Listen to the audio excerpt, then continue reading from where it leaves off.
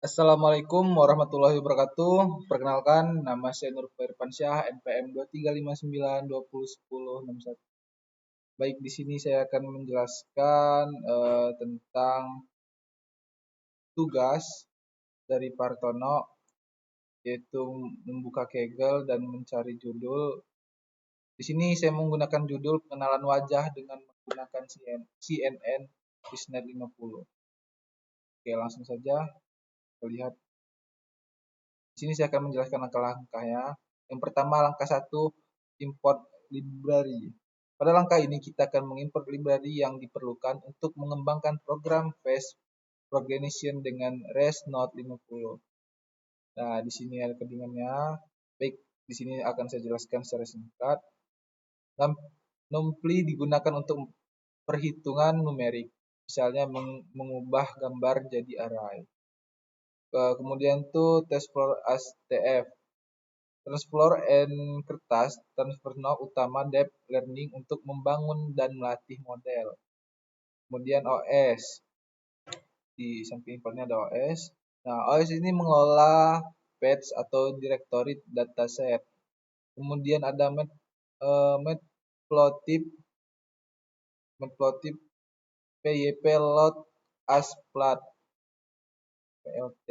Nah, ini gunanya untuk visualisasi grafik, misalnya akurasi, loss, atau hasil prediksi. Kemudian tuh ada sequential, cara paling sederhana untuk membangun model layar demi layar. Nah, di sini kurang lebih adalah cara untuk membangun data itu di awal ya, teman-teman. Kemudian lanjut saja yang kedua, yaitu Harcharset untuk pengenalan wajah. Nah, di sini ada codingannya.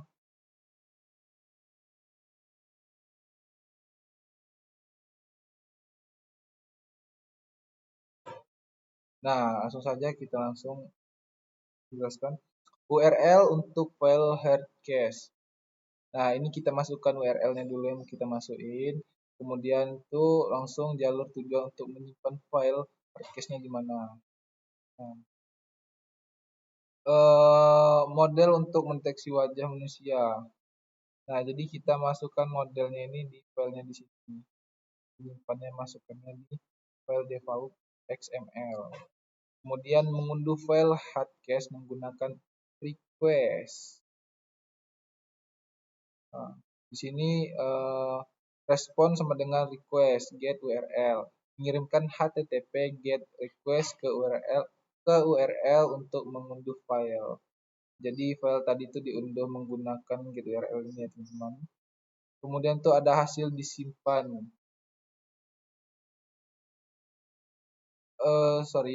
Maksud saya memeriksa status respon di sini. Kita lihat di sini. Memeriksa status responnya.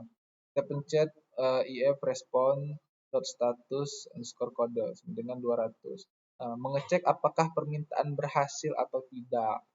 Misal contoh statusnya kodenya 200 artinya oke, file berhasil ditemukan dan dapat diunduh.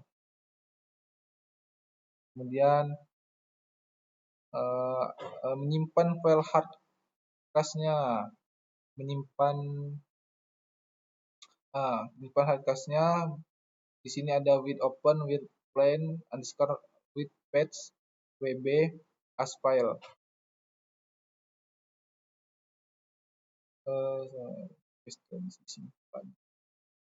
Nah, membuka file lokalnya di sini ya, file underscore patch. Jadi file underscore patch ini untuk membuka file lokalnya dalam mode with binary atau WB. Menulis isi file yang didapat, response, contents ke file lokal. Kemudian menampilkan pesan sukses. Nah, kemudian yang terakhir ada print. Nah, jika dia melakukan kesalahan ketika kita melakukan pencarian, nah jika statusnya kodenya bukan 200, nah di sini kan menjelaskan di sini kodenya 200 berarti sukses. Nah, jika dia bukan 200, misalnya 4.4 atau 500 international per error. Nah, dia akan menampilkan pesan error di sini teman-teman. Jadi kalau dia tidak mencapai 200 di poin utama ini, dia akan tertulis pesan error. Nah, baik, lanjut lagi di import dataset dan pre-processing data. Nah, agak belibet juga sih di sini. Nah, ini codingannya render get image terus segala macam di sini. Kita lihat data generation per training set.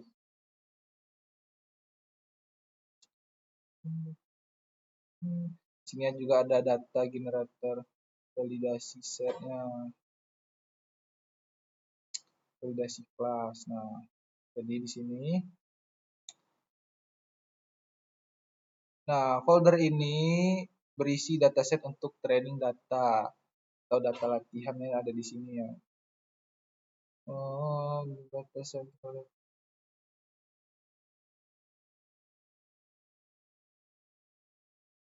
Nah, di kode ini, train dan validation masih menunjukkan folder yang sama. Idealnya validasi pakai folder yang berbeda. Batch-nya di bawahnya ada 32. Jumlah gambar yang diproses sekali masuk ke model. Jadi sekali masuk itu ada 32 model. Nah, kemudian di sini ada target ukuran gambar. Setelah resize-nya itu sekitar 224 kali 224 pixel.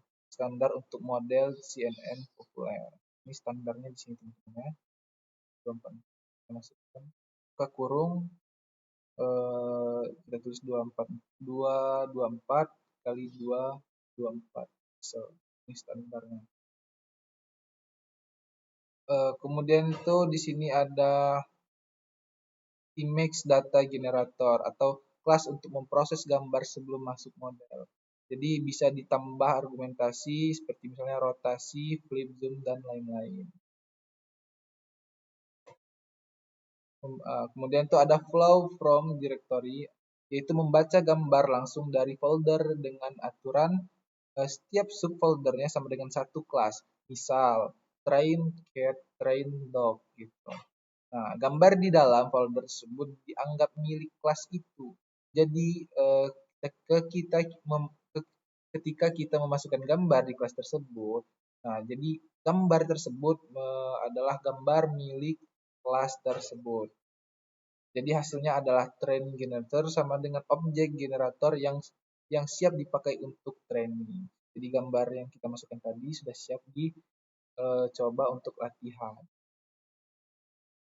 Kemudian itu kelas.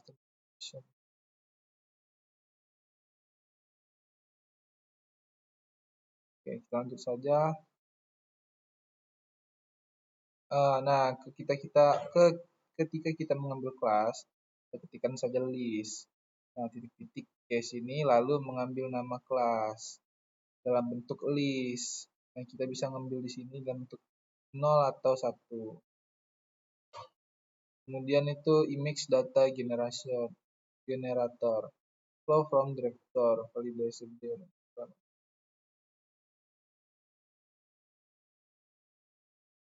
Nah, validasi kelas sama dengan validasi generasi kelas in this case. Sama seperti train generator, tapi untuk data validasi. Jadi di validation kelas ini adalah tempat validasi data tadi. Sama cara kerjanya, cuman bedanya di validasi kelas ini untuk validasi, kalau yang tadi untuk generatornya ya. Terus membuat generator yang akan memberi data validasi ke model saat evaluasi. Berarti nanti kita setelah evaluasi model datanya, dia validator kelas ini akan menunjukkan data-data valid dari data-data valid ke model ya pada saat kita evaluasi nanti. Python create. Nah, print class. Nah, kita aktifkan dulu di sini print class in the training set, training class, print class in the validation set. Validation class Oke, tadi kan.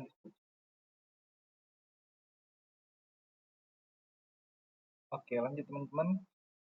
Di sini kita lihat langkah yang ketiga.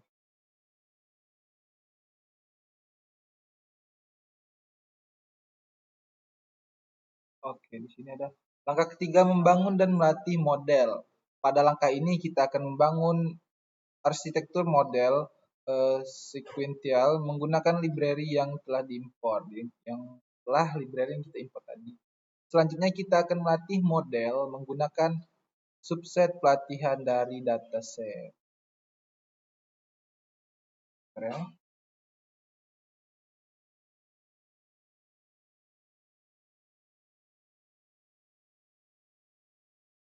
Nah, di sini ada, oke, langsung lihat penjelasannya di sini. Nah, di sini ada model plans, recortion model titik 5. Memuat model dari file. Model sama dengan load underscore model sama dengan buka kurung model underscore patch tutup kurung. Nah, ini tugasnya untuk mengecek apakah file dari model face underscore recognition model titik H5 ini sudah ada. Nah, tugasnya untuk mengecek. Jika ada, load model lama agar tidak perlu melatih dari awal. Jika tidak ada, maka lanjut membuat model dari nol. Nah, itu tugasnya. Kemudian yang kedua ada membuat arsitektur CNN. Nah, Python copy kode model sama dengan sequential buka kurung tutup kurung. Menggunakan sequential buka kurung tutup kurung adalah model dibangun layar demi layar. Jadi ini layar-layarnya teman-teman ya. Sequential. Sequential.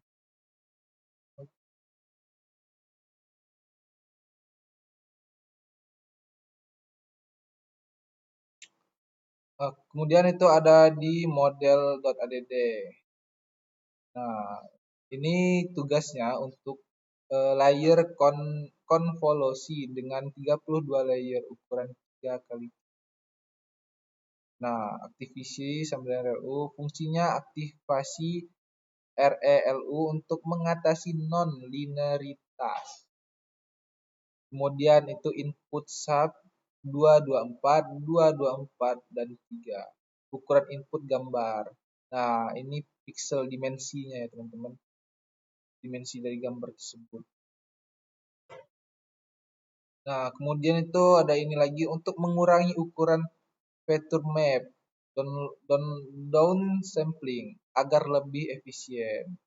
Jadi ini tugasnya untuk kurang lebih menjaga downloadan tadi biar lebih efisiensi. Nah, untuk batch normalization ini menormalkan nilai output agar training lebih stabil. Oke. Di sini ada blok confi 2D max polling batch. Nah, ini diulang beberapa kali dengan jumlah filter berbeda. 60 filter, 96 filter, lalu 32 filter. Semakin dalam layernya, semakin kompleks juga fitur-fitur wajah yang bisa diekstrak.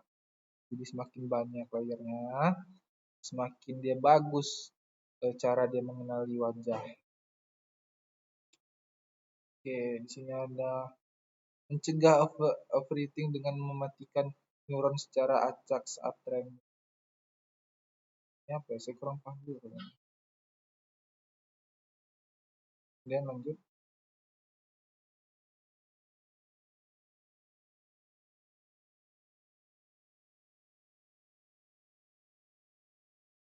Nah, ini pembahasan ini sampai bawah ini masih bahas tentang layer tadi, teman-teman ya.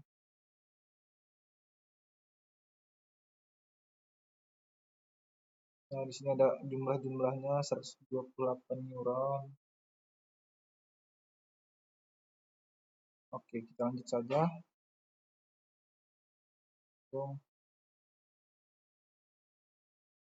Nah, di sini ada model akan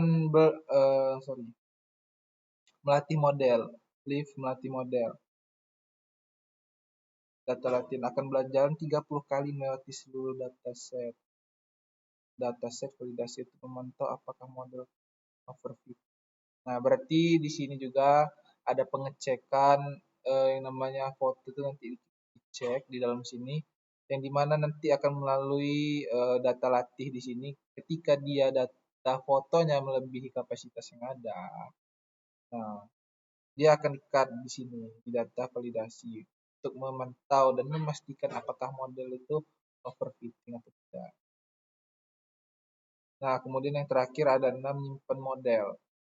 Nah, menyimpan model yang sudah dilatih ke file face recognition model titik H5 titik, supaya nanti bisa langsung load model tanpa perlu melatih ulang.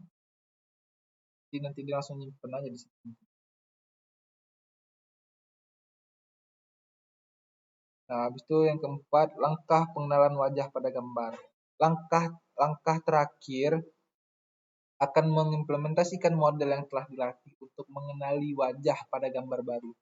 Nah, di sini kita akan melihat bagaimana model Res Note 50 dapat mengenali wajah. Dengan mengikuti langkah-langkah atas, kita dapat mengembangkan program face recognition dengan menggunakan arsitektur ResNet 50. Kita lihat di sini codingannya.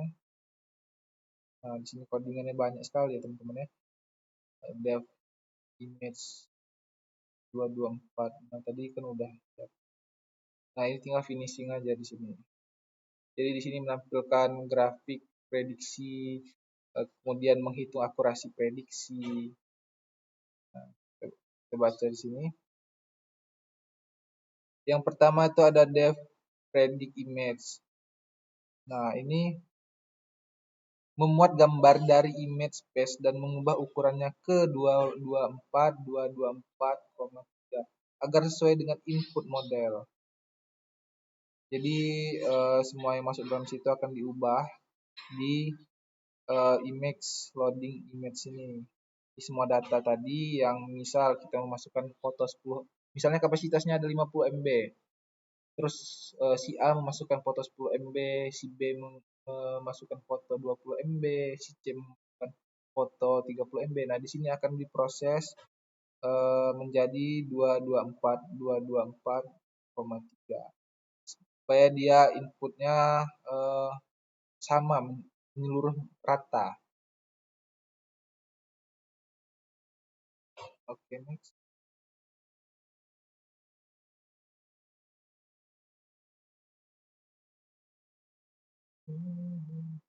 Nah, kemudian ini ada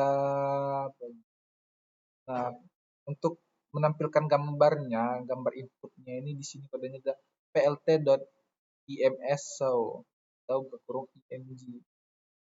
Nah, habis itu penampilan plot gambarnya ini show ini. Kemudian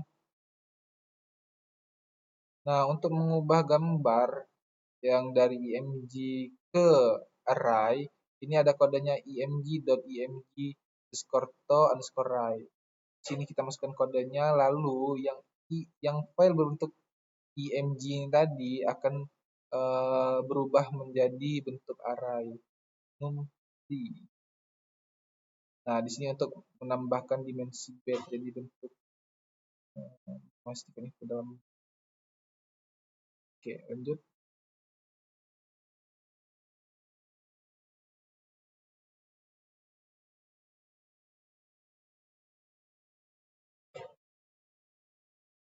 Nah, predModel.predictImage memanggil model CNN untuk memprediksi kelas gambar yang kelewatan.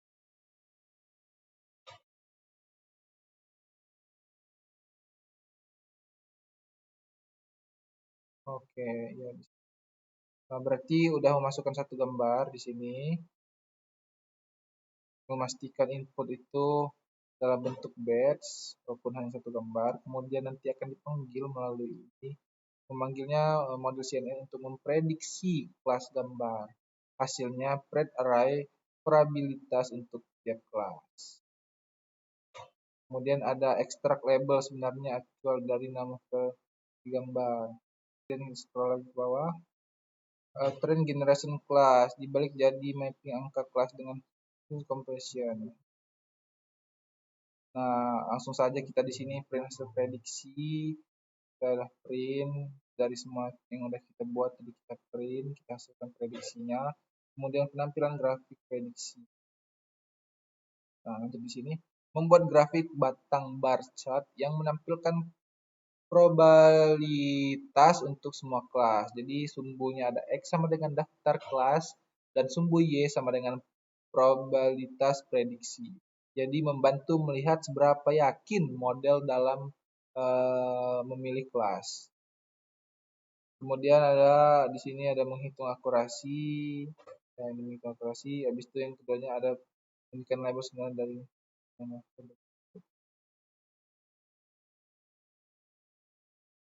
kalau sama dengan akurasi 1.0 ini benar. Kalau dia beda akurasinya, oh ya. Jadi di sini tempat akurasi prediksi ini untuk memilih datanya. Ketika dia akurasinya sama, dia akan muncul 1.0, dan ketika dia beda, dia akan muncul data 0.0. Tuh. Nah, kita print di sini akurasi. Ini tempat akurasi. Kemudian yang terakhir ini ada import request. Nah, di sini dari PIL image library untuk proses gambar, yaitu ada reset, load, dan lain-lain. Mengubah bit hasil unduhan menjadi file link object agar bisa dibaca. Oke.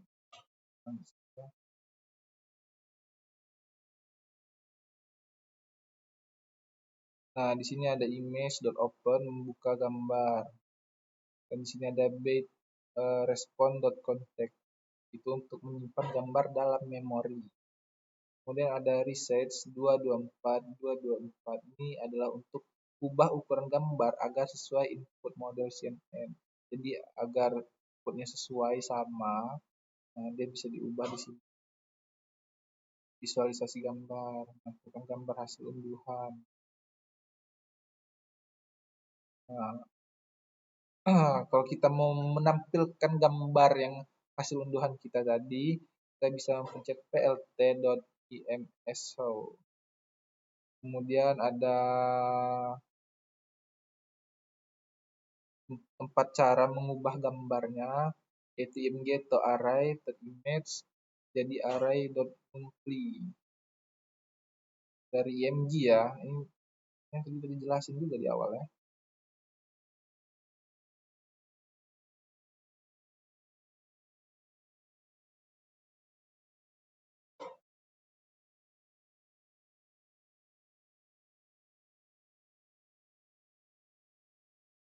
Nah, pemanggilan fungsi. Jadi semua data yang di atas tuh